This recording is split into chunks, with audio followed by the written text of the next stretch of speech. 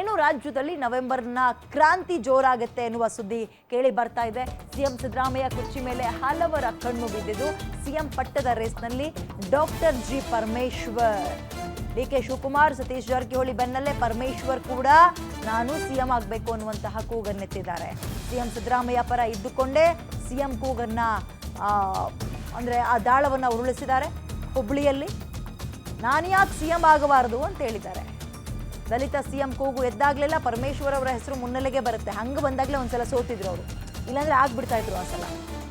ಆವಾಗ ಸಿದ್ದರಾಮಯ್ಯ ಸಿಎಂ ಆಗಿದ್ರಲ್ಲ ಕಳೆದ ಬಾರಿ, ಆವಾಗ ಪರಮೇಶ್ವರ್ ಅವರು ಈ ಸಲ ದಲಿತ ಸಿಎಂ ಫಿಕ್ಸು, ಪರಮೇಶ್ವರ್ ಅವರೇ ಆಗ್ತಾರೆ ಅನ್ನುವ ಹೊತ್ತಲ್ಲಿ ಪರಮೇಶ್ವರ್ ಅವರು ಸೋತಿದ್ರು. ಓಕೆ, 2013ರಲ್ಲಿ ಸಿಎಂ ಆಗುವ ಅವಕಾಶವನ್ನ ಪರಮೇಶ್ವರ್ ಅವರು ಕಳ್ಕೊಂಡಿದ್ರು.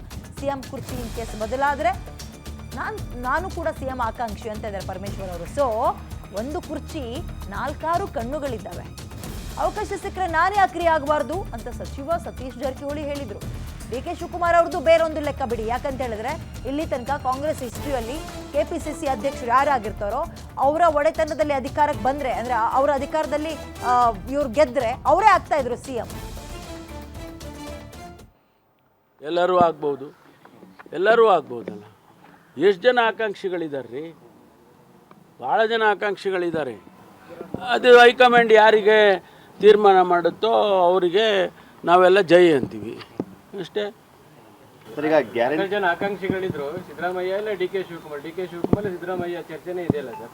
ಅಲ್ಲ, ಅವ್ರು ಫ್ರಂಟ್ ರನ್ನರ್ಸ್. ನೀವು ಸರ್? ನಾವು ಬೇರೆಯವರೆಲ್ಲ ಸೆಕೆಂಡ್ ಲೆವೆಲ್ಲು, ಥರ್ಡ್ ಲೆವೆಲ್ಲು, ಹಾಗೆ. ಎಲ್ಲರೂ ಆಗ್ಬೋದಲ್ಲ. ಎಷ್ಟು ಜನ ಆಕಾಂಕ್ಷಿಗಳಿದ್ದಾರೆ ರೀ?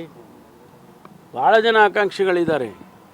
ಅದು ಹೈಕಮಾಂಡ್ ಯಾರಿಗೆ ತೀರ್ಮಾನ ಮಾಡುತ್ತೋ ಅವರಿಗೆ ನಾವೆಲ್ಲ ಜೈ ಅಂತೀವಿ ಅಷ್ಟೇ. ಈಗ ಗ್ಯಾರಂಟಿ ಜನ ಆಕಾಂಕ್ಷಿಗಳಿದ್ರು, ಸಿದ್ದರಾಮಯ್ಯ ಇಲ್ಲ ಡಿ ಕೆ ಶಿವಕುಮಾರ್ ಸಿದ್ದರಾಮಯ್ಯ ಚರ್ಚೆನೇ ಇದೆಯಲ್ಲ ಸರ್?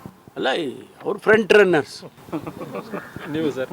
ನಾವು ಬೇರೆಯವರೆಲ್ಲ ಸೆಕೆಂಡ್ ಲೆವೆಲ್ಲು, ಥರ್ಡ್ ಲೆವೆಲ್ಲು, ಹಾಗೆ. ಎಲ್ಲರೂ